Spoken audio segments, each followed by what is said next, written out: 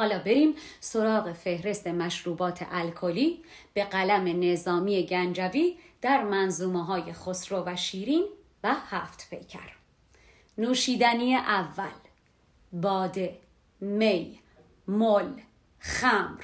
اینا همه انواع شراب قرمز و روزه و سفید، علل خصوص رد واین یا همون شراب قرمز هستن که از انواع میوه و بیش و پیش از همه از انگور تهیه می شدن. ایران از قدیمی ترین تولید کنندگان شراب در دنیا با قدمتی 5000 سال است. نظامی در جای جای اشعارش از اسامی مختلف شراب استفاده کرده و اصلا کلا میگه آقا می و معشوق و گلزار و جوانی، از این خوشتر نباشد زندگانی. نوشیدنی دوم: نبیذ یا نبید، شرابی که از خرما، مویز یا عسل درست میشه. رنگ قهوه‌ای نارنجی روشن، صورتی یا سفید داره و در ادبیات فارسی مشهور به تلخ مزگی. از من بپرسین میگم شیرین نبیذ رو به شراب قرمز ترجیح میداده. نظامی یه جایی میگه بت شیرین نبید تلخ در دست، از آن تلخی و شیرینی جهان مست.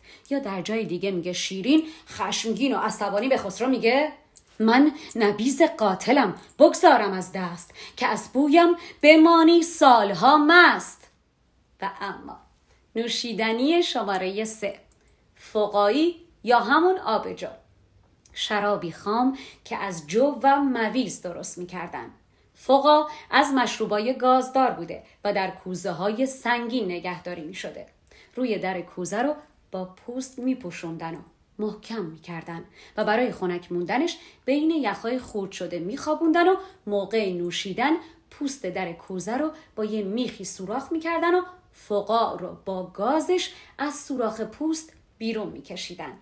در مذاهب اهل سنت این مشروب حرام نبوده و حتی در سالهایی که ماه رمضان به تابستون میافتاده باهاش روزه رو هم باز میکردن. در ادبیات فارسی فقاعی گشودن کنایه از کمترین کار رو انجام دادنه. مثلا شیرین موقعی که میخواسته واسه خسرو در نوشابه باز کنه و خیلی تحویلش بگیره به خسرو میگه من که نتونستم یه شربت گلاب بدم دستت، اقلن این کمترین خدمت رو به من بسپر که برات در فقاعی رو باز کنم، و اگر جلاب دادن را نشایم فقاعی را به دست آخر گشایم. و اما نوشیدنی 4: شراب 3-1 یا شراب مثلث، که در واقع همون شرابیه که امروز به نام برندی میشناسیم و در حقیقت به عرق شراب گفته میشه. شراب مثلث به روش تقطیر به دست میاد و طعم میوه اصلی که شراب ازش گرفته شده حفظ میکنه. برای تهیهش شراب رو انقدر میجوشونن تا 2/3 بخار و 1/3 باقی بمونه. برای همین بهش میگن شراب 3-1. روش تولیدش عین روش تولید برندیه که شناخته شده ترین نمونش که صرفاً از شراب انگور گرفته میشه کنیاکه. در هفت پیکر یک افریته به مردی به نام ماهان نصیحت میکنه و میگه ماهان دنبال این ساقیای ادایی نرو که شراب 3-1 رو با 100 جور داستان میدن دستت. من خوبم، با من باش. باده از دست ساقی مستان، کاورت 3-1 به 100 دستان. و اگر براتون سواله که آیا نظامی خودش مشروبات الکلی می نوشیده یا نه، شاید بد نباشه بدونین که بر اساس نوشته های خودش در مسلمان بودن نظامی شکی نیست.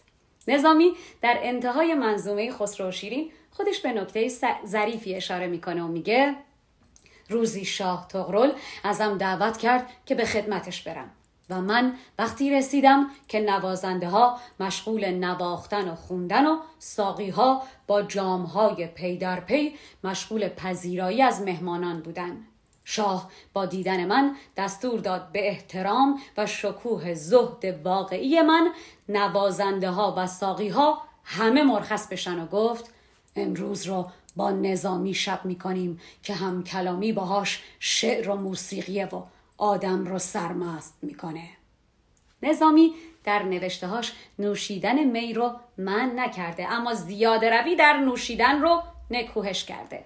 از من اگر بپرسین میگم نظامی در عین احترام به اسلام، به اخلاقیات و احترام به عقاید دیگران بیشتر از مذهب اهمیت میداده و اصلا آقا زندگی خصوصی مردم به کسی چه ربطی داره؟ من پیشنهاد میکنم اولا این ویدیو رو برای دیگران بفرستین، بعد هم هر نوشیدنی که دوست دارین بریزین و بنوشین و در حین نوشیدن به پادکست چای با بنفشه گوش و عشق کنین. والا نوش.